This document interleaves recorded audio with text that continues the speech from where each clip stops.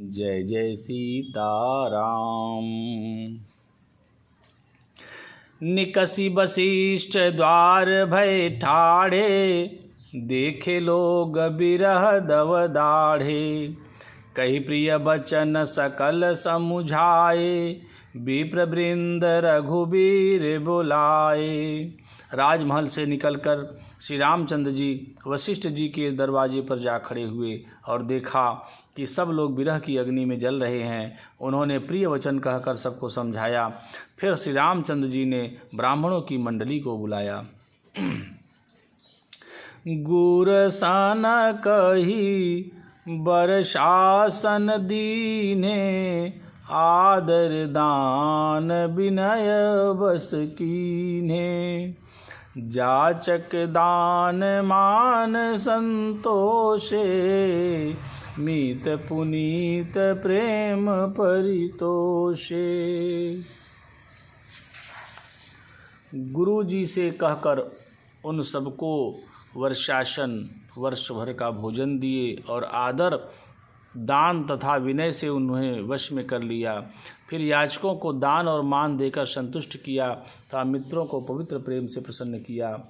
दासी दास बोलाई बहोरी, गुरहि सौंपी बोले कर जोरी। सब कैसार संभार गोसाई, करबी जनक जननी की नाई। फिर दास दासियों को बुलाकर उन्हें गुरु जी को सौंपकर हाथ जोड़कर बोले, हे गोसाई, इन सब की माता पिता के समान सार संभार अर्थात देख रेख करते रहिएगा। बारही बार जोरी जुग पानी, कहत राम सब सन मृदुबानी। सोई सब भांति मोर हितकारी, जेहि ते रहे भुआल सुखारी। श्री रामचंद्र जी बार बार दोनों हाथ जोड़कर सबसे कोमल वाणी कहते हैं कि मेरा सब प्रकार से हितकारी मित्र वही होगा जिसकी चेष्टा से महाराज सुखी रहें। मातु सकल मोरे बिरह, जहि न होहि दुख दीन। सोई उपाउ तुम करहु सब, पुरजन परम प्रवीण। हे परम चतुरपुरवासी सज्जनों, आप लोग सब वही उपाय करिएगा जिससे मेरी सब माताएं मेरे विरह के दुख से दुखी न हों। एहि विधि राम सबहि समुझावा, गुरुपद पदुम हरषि सिरुनावा। गणपति गौरी गिरीश मनाई, चले आशीष पाई रघुराई। इस प्रकार श्री राम जी ने सबको समझाया और हर्षित होकर गुरु जी के चरण कमलों में सिर नवाया। फिर गणेश जी, पार्वती जी और कैलाशपति महादेव जी को मनाकर तथा आशीर्वाद पाकर श्री रघुनाथ जी चले। राम चलत अति भयउ विषादु, सुनिन जाई पुर आरत नादु। कुश गुण लंक अवधयति शोकु, हर्ष विषाद विभस सुरलोकु। श्री राम जी के चलते ही बड़ा भारी विषाद हो गया। नगर का आर्तनाद हाहाकार सुना नहीं जाता। लंका में बुरे शकुन होने लगे। अयोध्या में अत्यंत शोक छा गया और देवलोक में सब हर्ष और विषाद दोनों के वश में हो गए। हर्ष इस बात का था कि अब राक्षसों का नाश होगा और विषाद अयोध्या वासियों के शोक के कारण था। गई मूर्छा तब भूपति जागे, बोले सुमंत्रु कहन अस लागे।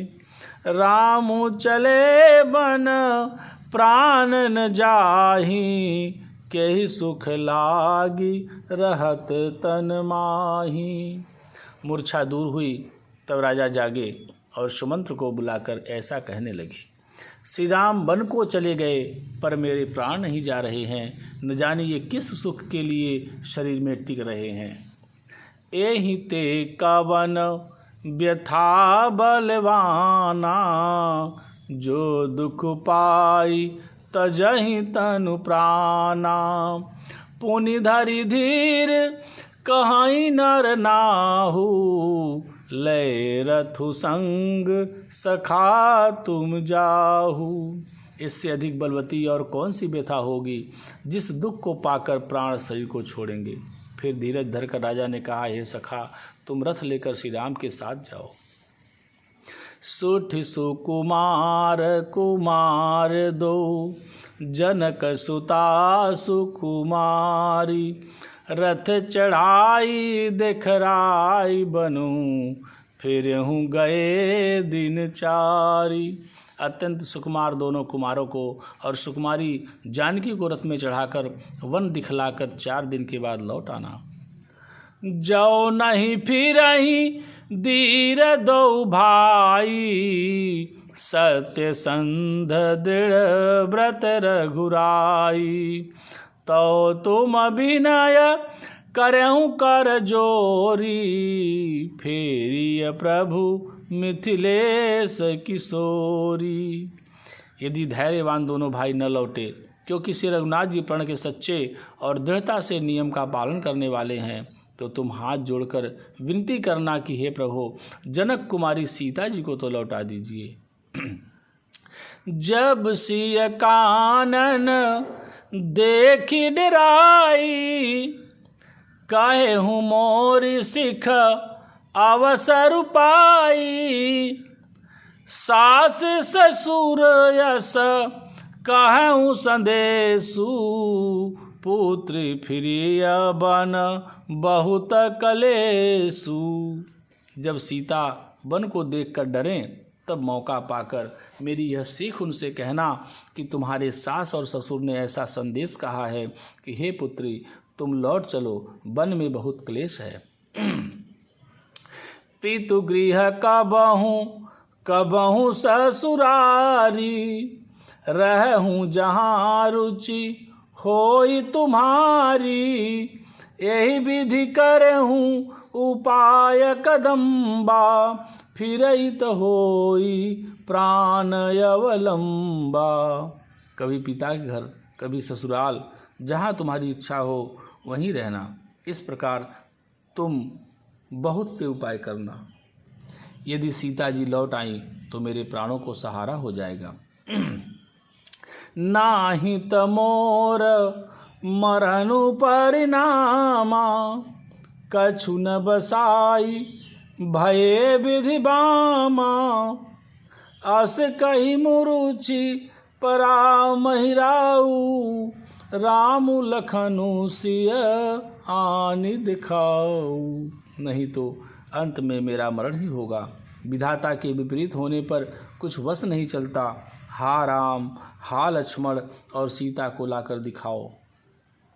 ऐसा कहकर राजा मूर्छित होकर पृथ्वी पर गिर पड़े। पायर जाय सुनाई सिरु, रथुवती बेग बनाई। गयौ जहाँ बाहिर नगर, सिय सहित दो भाई। सुमंत्र जी राजा की आज्ञा पाकर सिर नवाकर और बहुत जल्दी रथ जुड़वाकर वहाँ गए जहाँ नगर के बाहर सीता जी सहित दोनों भाई थे। तब सुमंत्र नृप बचन सुनाए, कर बिनती रथ राम चढ़ाए। चढ़ी रथ सिय सहित दो भाई, चले हृदय अवधि सिरुनाई। तब वहाँ पहुँचकर सुमंत्र ने राजा के वचन श्री रामचंद्र जी को सुनाए और विनती करके उनको रथ पर चढ़ाया। सीता जी सहित दोनों भाई रथ पर चढ़कर हृदय में अयोध्या को सिर नवाकर चले। चलत राम लखी अवधय नाथा, बिकल लोग सब लागे साथा। कृपा सिंधु बहुविध समझावहीं, फिरहि प्रेम बस पुनि फिर आवहीं। श्री रामचंद्र जी को जाते हुए और अयोध्या को अनाथ होते हुए देखकर सब लोग व्याकुल होकर उनके साथ हो लिए। कृपा के समुद्र श्री राम जी उन्हें बहुत तरह से समझाते हैं तो वे अयोध्या की ओर लौट जाते हैं, परंतु प्रेम बस फिर लौट आते हैं। लागति अवध भयावन भारी, मानहु काल राति अंधियारी। घोर जंतु सम पुर नर नारी, डर पहिए कहीं एक निहारी।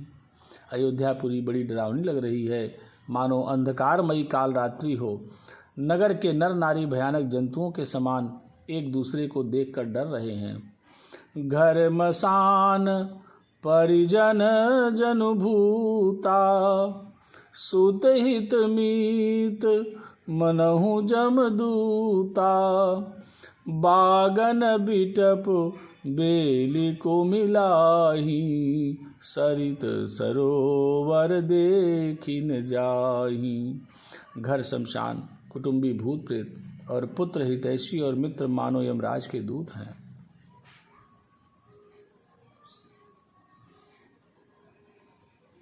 बगीचों में वृक्ष और बेलें कुम्हला रही हैं। नदी और तालाब ऐसे भयानक लगते हैं कि उनकी ओर देखा भी नहीं जाता। हाय गय कोटिन केली मृग, पुर पशु चातक मोर। पीकर थांग सुख सारिका, सारस हंस चकोर। करोड़ों घोड़े हाथी खेलने के लिए पाले हुए हिरन, नगर के गाय बैल बकरी आदि पशु पपीहे, मोर कोयल चकवे तोते मैना सारस हंस और चकोर। राम वियोग बिकल सब ठाढ़े, जहाँ तहाँ मनहु चित्र लिखि काढ़े। नगरु सफल बनु गहबर भारी, खग मृग विपुल सकल नर नारी। श्री राम जी के वियोग में सभी व्याकुल हुए, जहाँ तहाँ ऐसे चुपचाप स्थिर होकर खड़े हैं और मानो तस्वीर में लिखकर बनाए हुए हैं। नगर मानो फलों से परिपूर्ण बड़ा भारी सघन वन था। नगर निवासी सब स्त्री पुरुष बहुत से पशु पक्षी थे, अर्थात अवधपुरी अर्थ धर्म काम मोक्ष चारों फलों को देने वाली नगरी थी और सब स्त्री पुरुष सुख से उन फलों को प्राप्त करते थे। विधि कैकेयी किरातिन कीन्ही, जेहि दव दुसह दसहु दिस दीन्ही। सही न सके रघुबर बिरहागी, चले लोग सब व्याकुल भागी। विधाता ने कैकेयी को भिलनी बनाया, जिसने दसों दिशाओं में दुसह दावाग्नि भयानक आग लगा दी। श्री रामचंद्र जी के विरह की इस अग्नि को लोग सह न सके, सब लोग व्याकुल होकर भाग चले। सब ही विचारु कीन मन माही, राम लखन सिय बिनु सुख नाही। जहाँ राम तहाँ सबुई समाजू, बिनु रघुबीर अवध नहीं काजू। सबने मन में विचार कर लिया कि श्री राम जी लक्ष्मण जी और सीता जी के बिना सुख नहीं है। जहाँ श्री राम जी रहेंगे वहीं सारा समाज रहेगा। श्री रामचंद्र जी के बिना अयोध्या में हम लोगों का कुछ काम नहीं है। चले साथ अस मंत्र दृढ़ाई, सुर दुर्लभ सुख सदन बिहाई। रामचरण पंकज प्रिय जी नहीं, विषय भोग बस करहीं किति नहीं। ऐसा विचार दृढ़ करके देवताओं को भी दुर्लभ सुखों से पूर्ण घरों को छोड़कर सब श्री रामचंद्र जी के साथ चल पड़े। जिनको श्री राम जी के चरण कमल प्यारे हैं उन्हें क्या कभी विषय भोग वश में कर सकते हैं। बालक वृद्ध बिहाई गृह लगे लोग सब साथ, तमसा तीर निवास किया प्रथम दिवस रघुनाथ। बच्चों और बूढ़ों को घरों में छोड़कर सब लोग साथ हो लिए। पहले दिन श्री रघुनाथ जी ने तमसा नदी के तीर पर निवास किया। पवन तनय संकट हरन मंगल मूर्ति रूप, राम लखन सीता सहित हृदय बसऊं सुरभूप।